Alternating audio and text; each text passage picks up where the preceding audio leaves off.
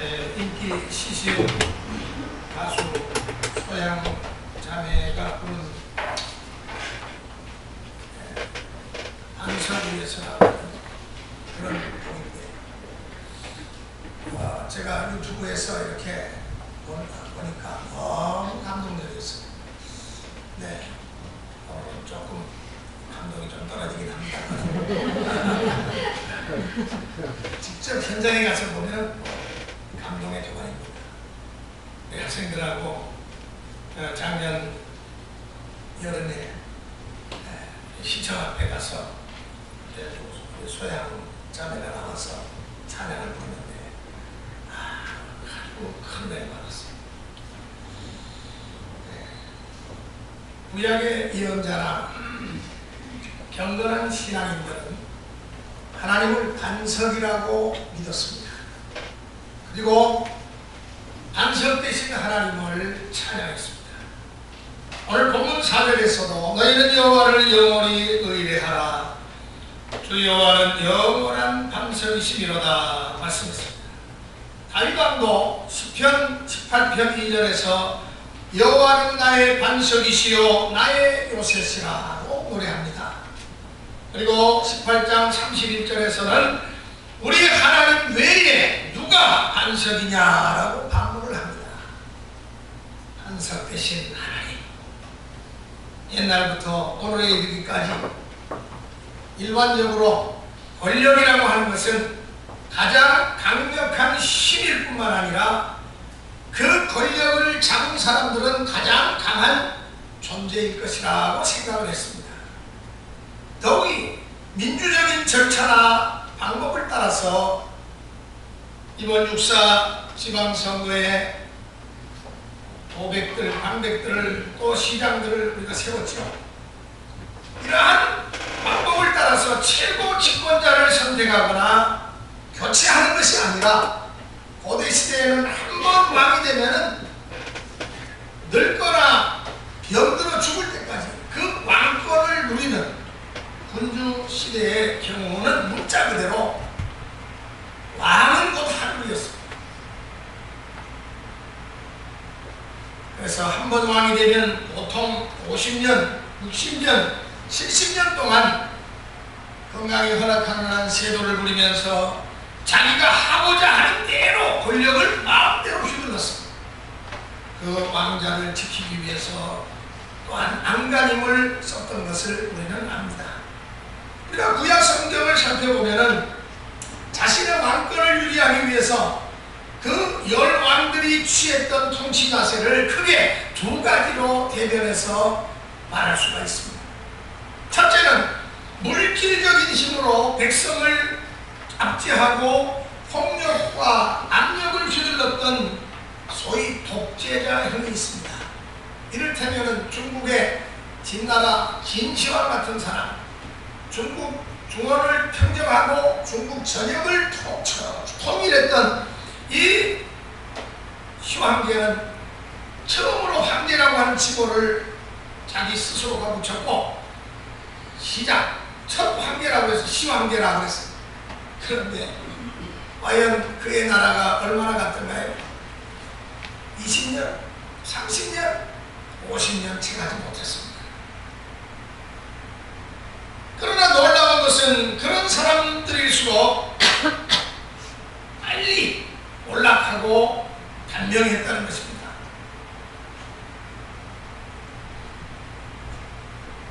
우리 성경에서 예를 든다면 북왕국 이스라엘의 국방장관이었던 스무리가 쿠데타를 일으켰죠. 당시 왕이었던 엘라 왕을 살해하고 그가 스스로 왕이 된 일이 있었습니다. 그러나 그는 집권한 지 7일 만에 정권을 빼앗기고 스스로 불을 놓아 궁궐에서 불타 죽었습니다. 여러분, 유다 왕 여호아스는 3개월 만에 왕의 자리에서 실각했고 북왕국 이스라엘 스가랴 왕은 6개월 만에 정권을 내놓기도 했습니다. 대개 7일 혹은 3개월 혹은 6개월, 2년, 3년 만에 정권을 내놓고 죽거나 밀려난 사람들은 대부분 지독한 독재자였거나 창이나 칼로 정권을 빼앗은 사람들이었습니다. 둘째는 하나님을 신뢰하고 의지함으로 통치의 기본을 삼은 그런 종류의 왕들도 있습니다. 그 대표적인 왕이 누구냐? 바로 다윗이라고 하는 왕입니다. 우리가 흔히 민주주의의 기본 원리를 주권 재민이라 그렇게 말로 표현하죠. 주권 재민이 뭡니까? 다시 말한다면 민주주의라고 하는 것은 그 주권이 재민, 백성에게 있다, 그런 뜻입니다. 그러나 다윗의 통치는 주권 재민이 아니었습니다. 다윗의 입장은 달랐습니다. 오늘의 민주주의가 아니었습니다. 다윗의 입장은 주권은 하나님께 있다. 주권 재민이 아니라 주권 재신이었습니다. 요즘 우리말로 하면은 하나님의 통치, 하나님의 주권을 강력하게 주장했고 옹호했던 인물이었습니다. 그래서 다윗은 시편 18편에서 여호와는 나의 힘, 나의 반석, 나의 요새, 방패, 산성이라고 힘있게 노래했습니다. 하나님의 주권을 그는 찬양했습니다. 하나님께 권력의 소재를 두고 하나님을 두려워하고 신뢰한 사람들은 모두가 다 이 땅에서 흥왕했고 흥성했고 화려한 왕조를 계속적으로 발전시켰습니다. 왕도 하나님 안에 있는 것입니다. 백성도 하나님 안에 있다는 이 신앙이 있을 때 올바른 민주주의가 성립될 수가 있는 것입니다. 이스라엘의 역사를 연구하는 사람들은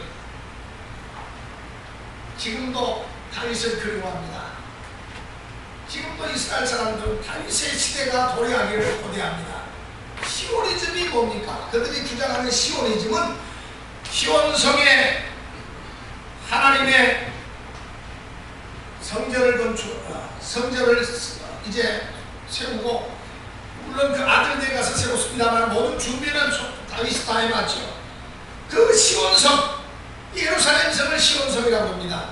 그리고 시온산이라고도 부릅니다.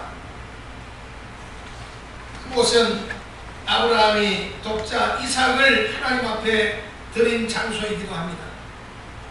이스라엘의 백성에게 있어서 시온이라고 하는 이름은, 이것은 하나님이 통치하신다, 하나님께서 복을 주시는 가장 중요한 정점이 바로 시온입니다. 그래서 다윗이 다스리던 그 시대가 바로 시온 왕국으로 하나님의 통치가, 강력한 통치가 이루어져서 다윗 시대 때 땅이 제일 넓었어요. 메소포타미아 티그리스강까지 다윗 왕국이 확장되었고, 애굽 바로 코앞까지 다윗 왕국이 확장되었어요. 모든 주변에 있는 나라들이 다 다윗 왕국에 복속됐어요. 스스로 와서 무릎을 꿇고 당신의 종입니다 하면서, 속국이 아니라 아예 당신의 나라에 우리 나라를 갖다 바칩니다. 그래가지고 다윗의 나라가 장대했습니다. 압도했습니다.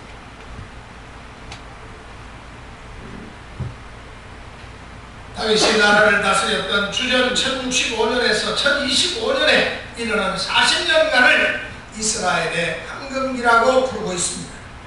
밖으로는 영토가 넓어졌고 안으로는 태평성세가 계속되면서 나라가 점점점 강건해졌기 때문입니다. 그런데 역대기상 11장 9절을 보면은 다윗과 그의 왕조가 그토록 번영하고 그토록 축복받은 이유가 단 한 줄로 요약되어 있습니다. 그게 무슨 말입니까? 그것은 만군의 여호와께서 함께 계시니 다윗이 점점 강성하여 가니라. 자기 스스로 자신을 반석이라고 믿었던 사람들, 내가 곧 반석이라고 고백하고 내가 내 삶을 이끌어간다고 생각했던 사람들은 이 땅에서 소멸됐지만, 하나님이 나의 반석이 되신다고 하나님을 다윗과 같이 고백하고 자신을 낮춘 사람들은 점점 강성하고 융성해졌다는 이야기입니다. 이 나라에서 제일 튼튼한 자리가 있다고 한다면 그것은 대통령의 자리일 것입니다. 대통령도 옛날같이 막강한 권력을 갖고 있었던 때 시절에 비하면은 시절이 하수상해서 참 옛날을 그리워하겠습니다만, 그래도 대통령의 위치는 이 나라에서 가장 강한 자리죠. 이 나라에서 제일 높은 자리가 있다면 그것도 아마도 대통령의 자리일 것입니다. 그리고 제일 강한 힘이 있다면 그것도 바로 대통령의 권한일 것입니다. 그러나 다윗 왕은 이런 것들을 초월해서 하나님을 나의 힘, 안석, 요새라고 고백했고 노래했습니다. 바로 이 점 때문에 하나님이 다윗과 함께 하셨고 그의 왕국을 강성케 주신 것입니다. 그래서 오늘 이 본문 속에 나타난 우리 하나님이 어떤 하나님이신가를 몇 가지로 찾아보면서 함께 은혜를 나누기를 원합니다. 첫째로, 하나님은 우리의 영원한 반석이 되신다는 사실입니다. 오늘 본문 4절을 보면은 너희는 여호와를 영원히 신뢰하라, 주 여호와는 영원한 반석이시리로다 말씀했습니다. 그리고 주석성경 남의 줄 보면은 영원한 반석을 만세반석이라 그렇게 풀이해 보았습니다. 요즘은 일반 성경에는 이 남의 주가 잘 없는데 주석성경 더 있습니다. 여러분, 반석은 두 가지 의미를 가지고 있어요. 첫째는 문자 그대로 단단한 돌이나 바위를 의미합니다. 이런 반석은 이 나라 어느 곳에 가서 여러분들이 다 보실 수가 있습니다. 남산에 올라가 가보세요. 남산은 다 반석으로 된 산입니다. 삼각산 가보셨죠? 삼각산도 다 돌산입니다. 다 단단한 바위로 된 산입니다. 여러분, 해운대 임수봉 가보셨습니까? 다 반석으로 되어 있습니다. 이렇게 문자 그대로 단단한 돌, 바위를 반석이라고 그래요. 둘째는 하나님을 의미합니다. 이 반석은 하나님을 의미한다. 시인 다윗도 하나님을 반석이라고 말했고 오늘 본문에서도 하나님을 반석이라 이렇게 말했습니다. 그런데 본문이 말한 이 반석과 손으로 만질 수 있는 또 눈으로 볼 수 있는 이 반석과는 차이점이 있습니다. 어떤 차이가 있을까요? 그것은 곧 하나님은 영원한 반석이라는 사실입니다. 다시 말하면 지진 같은 것이 일어나가지고 지진으로 갈라지고 화산 폭발로 용암이 되고 폭탄으로 폭파되는 그런 약한 반석이 아니라 영원히 갈라지지도 않고 폭파되지도 않고 녹지도 않는 그러한 반석입니다. 그래서 영원히 의뢰할 수 있는 반석이 우리 하나님이 바로 반석이십니다. 어떤 젊은이들이 서로 사랑하고 서로 헤어지기 싫어서 결혼을 해서 보금자리를 꾸몄습니다. 두 사람은 소문난 인고 부부로 살았습니다.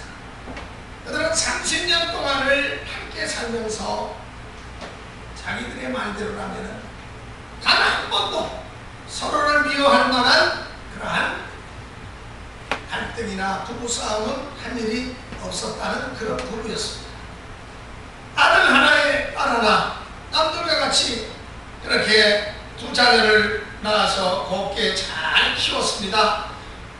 금이야 오기야 참 자녀들을 잘 키웠어요. 명문 학교에 보내고 남편도 아주 참 직장 생활을 잘해서 직장에서 승승장구를 합니다. 참 너무나도 아름다운 가정인지라 예수를 믿으라고 주위에서 열심히 전도할 때면 그 부부가 너무너무 행복하기 때문에 우리 둘 사이에 예수가 끼어들면 재수없다고 그렇게 거절할 정도였습니다. 그들은 늘 입버릇처럼 우린 한날 한시에 손을 잡고 같이 죽을 것이라고 그렇게 말하기도 했습니다. 그런데 결혼한 지 31년째가 되던 어느 늦가을 오후 남편이 아침에 일찍 일어나서 신문을 보고는 화장실에 갔는데 소식이 없어서 갔더니 남편이 양치질을 하다가 그만 갑자기 쓰러져가지고 세상을 떠났습니다. 그토록 사랑하던 부인을 남겨둔 제 남편이 먼저 간 겁니다. 그토록 믿고 의지했던 사랑했던 그 남편이 부인을 남겨둔 채 먼저 간 겁니다. 그녀의 반석이 무너졌어요. 남편의 장례식을 마치고 그녀는 충격과 슬픔으로 그만 자리에 몸져 눕고 말았습니다. 그러다가 어느 날 준비해 두었던 다량의 수면제를 한목에 털어놓고 남편 곁으로 간다는 유서를 남긴 채 두 눈을 감았습니다.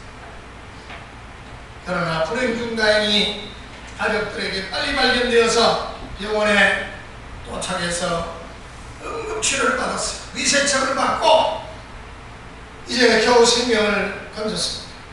그녀가 병실에 누워있는 동안 주변에 있던 오래도록 전도를 했던 사람들이 찾아와서 전도를 받았습니다. 그리고 어느 날 눈물을 흘리면서 영원한 반석 되신 예수 그리스도를 구주로 영접하게 되었습니다. 31년 동안 믿고 의지했던 그 여인의 반석이었던 남편이 그를 떠나갔지만 그 대신 죽지 않는 반석, 사라지지 않는 반석, 영원한 반석 되시는 예수님이 그녀 곁으로 다가오신 것입니다. 그리고 그의 마음속에 위로와 화평과 평안과 기쁨이 넘치면서 예전에 느끼지 못했고 예전에 얻지 못했던 그 놀라운 영적 시험 속에서 천국의 소망을 가지고 반석 되신 예수 그리스도를 믿으며 더욱더 아름다운 믿음의 삶을 살아가고 있는 것입니다. 여러분, 물에 타버리는 반석은 반석이 아닙니다. 물에 떠내려가는 반석도 반석일 수가 없습니다. 이름을 반석이라고 짓는다고 해가지고 그 사람이 반석이 되는 거 아닙니다. 북한 김일성이 김정일이의 그 직계를 보면 김일성이의 어머니 이름이 강반석이, 강반석. 예수 믿는 집안에서 열심히 예수를 믿어서 이름을 반석이라고 지었어요. 그런데 뭐가 잘못됐는지 자녀들이 권력을 잡긴 했는데 하나님을 모르는 공산주의 열렬 광신자가 되어가지고 예수 믿는 자들을 핍박하고 죽이고 온갖 악을 행하는 예수 수령이 되어서 북한 공산 치하에서 우리 동포들을 지금도 노예 생활하게 만드는 그것은 잘못된 반석입니다. 잘못된 반석.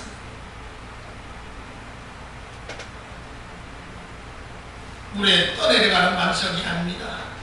물에 타는 반석이 아닙니다. 내가 영원히 의뢰하고 믿을 수 있는 반석, 영원한 반석, 만세 반석 되시는 우리의 주 여호와 하나님이 참 반석이시라는 사실.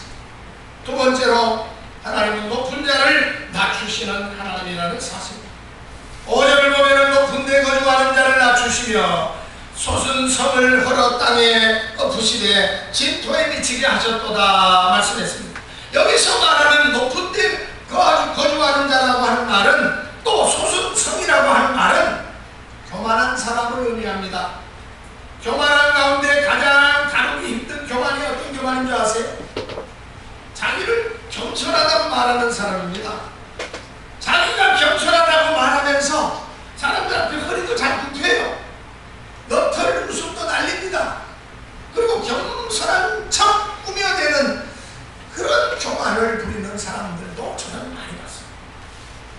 그런 겸손을 가장한 교만입니다.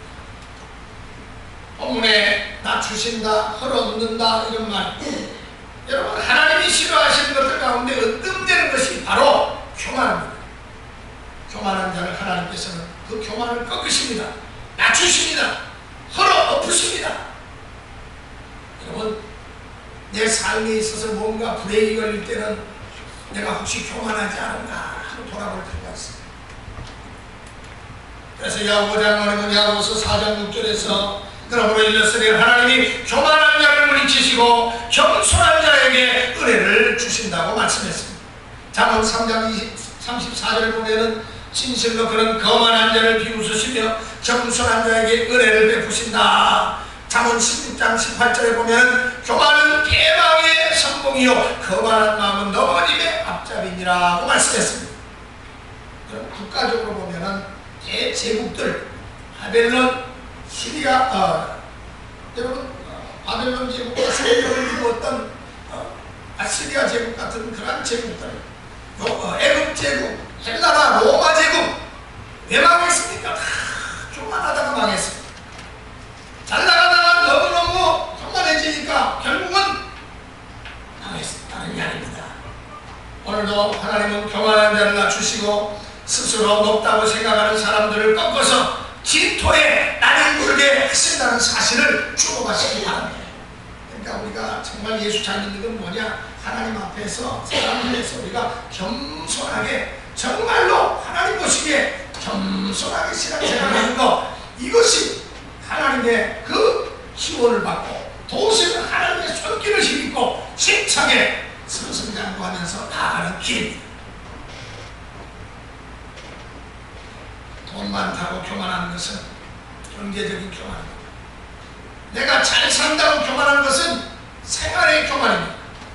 무엇을 많이 알고 배웠다고 학위가 있다고 교만하는 것은 지식의 교만입니다. 높다고 거만한 것은 바로 권력의 교만입니다. 잘 믿는다고 교만에 빠지는 경우도 들어있습니다. 그것은 신앙의 교만입니다. 아무것도 가지지 못했고 배운 것도 없고 신앙도 없고 그렇다고 권력도 없고 아무것도 없는데도 불구하고 덮어놓고 교만한 삶을 살아가는 사람들이 있습니다.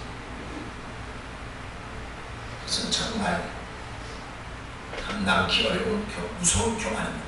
무식한 교만입니다. 하나님은 어쨌든 교만을 꺾으시는 분입니다.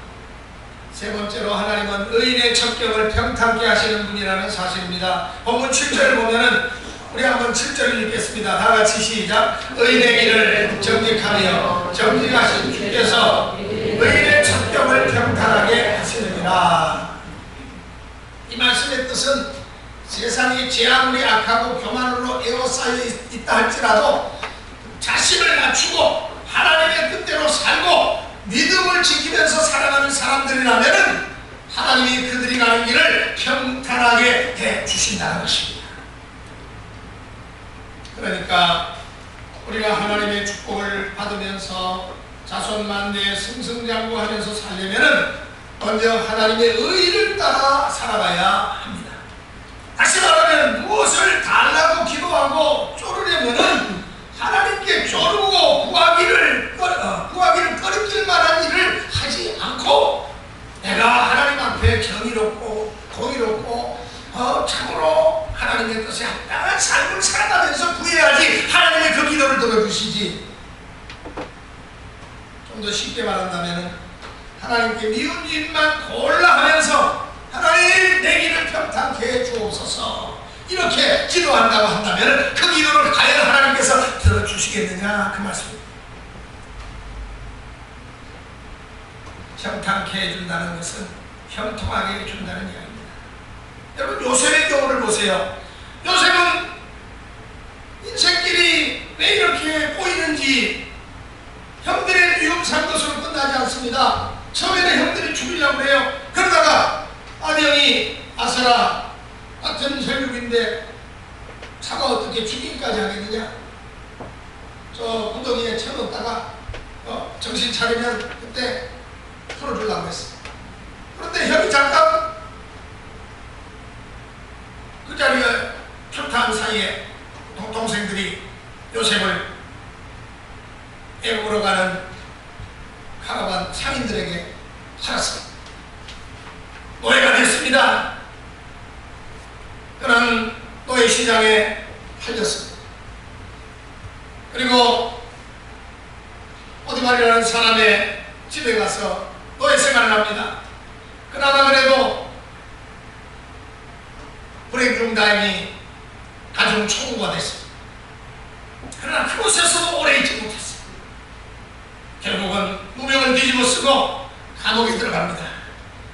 인생의 막장에 첫 내동댕이 쳐진 겁니다.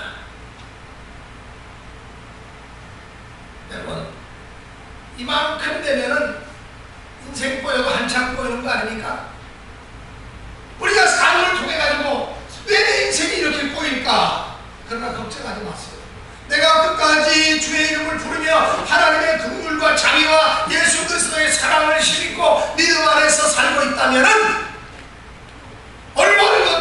신앙생활을 유지하고 있다면은 요셉을 하나님께서 그 거름더미에서 들어서 방백들과 함께 앉는 것이 아니라 대제국 애굽의 국무총리가 되게 하시는 하나님의 그 손길을 우리도 힘입을 수가 있다는 사실. 내가 믿는 하나님은 교만한 내 교만을 꺾으시고 악을 벌하시는 하나님이십니다. 그리고 내가 믿는 하나님은 의인의 발걸음을 평탄케 하시고 의인의 집에 복을 내리시는 하나님이십니다. 하나님을 떠나면 되는 일이 없습니다. 하나님을 가까이 하면 안 되는 일도 없습니다. 하나님 마음에 들기만 하면 안 되는 일이 없어요. 왜 그렇습니까? 하나님은 의인의 적격이란 말은 가는 길을 평탄케 하신다 그 말입니다. 결론을 찾아봅니다. 8절부터 10절 말씀 한번 읽겠습니다. 8절부터 10절 시작. 여호와여, 주께서 심판하시는 길에서 우리가 주를 기다려 싸우며 주의 이름을 위하여 또 주를 기억하려고 우리 영혼이 사모하나이다. 밤에 내 영혼이 주를 사모하여 싸운즉 내 중심이 주를 간절히 구하오리니 이는 주께서 땅에서 심판하시는 때에 세계의 거민이 의를 배우니이다. 악인은 근총을 이룰지라도 의를 배우지 아니하며 정직한 자의 땅에서 불의를 행하고 여호와의 위엄을 돌아보지 아니하는구나. 여기 보면은 주를 기다립니다. 주의 이름을 사모합니다. 주를 간절히 구합니다. 이런 말이 반복되어 있습니다. 그것은 어떤 사람이 하나님의 은총을 받고 그 사랑을 받으며 축복을 받게 되는 것에 대한 설명을 이렇게 하고 있는 것입니다. 주님을 기다리고 사모하는 사람, 주님을 간절히 바라고 간구하는 사람, 밤에도 낮에도 주님만을 의지하고 기뻐하는 사람들이라야지 그의 축복을 받게 된다는 말씀입니다. 미국의 초대 대통령이 되었던 워싱턴 장군이 남긴 명언 중에 우리는 몇 차례 전투에서 패할 수는 있다. 그러나 전쟁에서는 승리할 것이다는 유명한 말이 있습니다.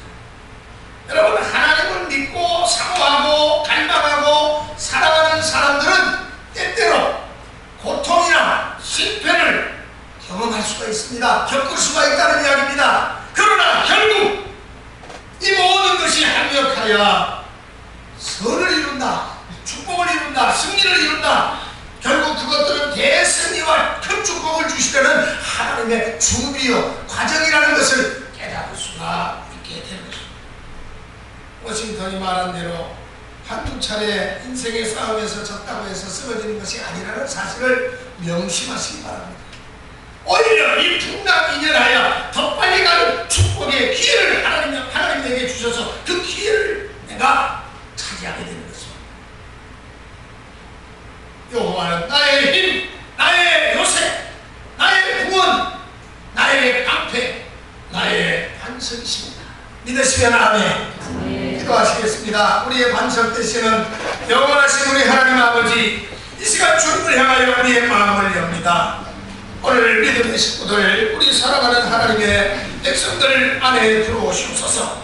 주 예수 그리스도의 구속의 은혜와 사랑에 힘입어 반석 되신 하나님께 더욱 가까이 나아가는 우리 믿음의 용사들 다 되게 하여 주옵소서. 감사합니다. 믿음 안에서 오늘도 하나님의 뜻을 분별할 수 있는 지혜와 분별력과 통찰력을 허락해 주옵소서. 다 같이 통성으로 1분간 기도합니다. 하나님 아버지, 은혜를 감사합니다.